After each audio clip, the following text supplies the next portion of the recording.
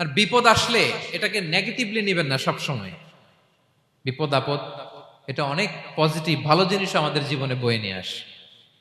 শাইখুল ইসলাম ইবনু তাইমিয়া আলাইহি রাহমা উনি বলতেন, খুব দামি কথা, খুব হেভি ওয়েট কথা, মনোযোগ দিয়ে শুনুন। তিনি বলতেন, যে নেয়ামত তোমাকে আল্লাহ থেকে দূরে সরায়, ওই নেয়ামতের চেয়ে বিপদ ভালো, যে বিপদ তোমাকে আল্লাহর দিকে ধাবিত করে। আই রিপিট, আমি আবারও বলি, যে নাজ নেয়ামত তোমাকে আল্লাহ থেকে দূরে সরিয়ে দেয়, সে নাজ নেয়ামতের চেয়ে ওই বিপদ আপদ ভালো, যে বিপদ আপদ তোমাকে আল্লাহর কাছে টেনে দেয়। তাহলে বিপদ আপদ আসলে আপনি হতাশ হবেন?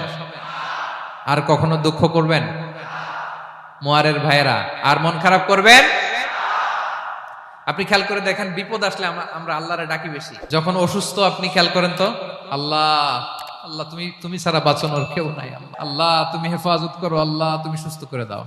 যখন লাইফ থ্রেট, আপনি গুম হয়ে যেতে পারেন, আপনার কারাবন্দি করতে পারে, এরকম একটা বিপদের মধ্যে আছেন, তখন খেয়াল করেন তো আল্লাহর সাথে আপনার কানেক্টিভিটি, রিলেশনশিপটা কতটা ডেভেলপ হয়।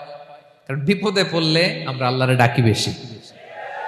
তাহলে বিপদ আপদেরও কিছু পজিটিভ সাইড বা দিক আমাদের জীবনে আছে না নাই?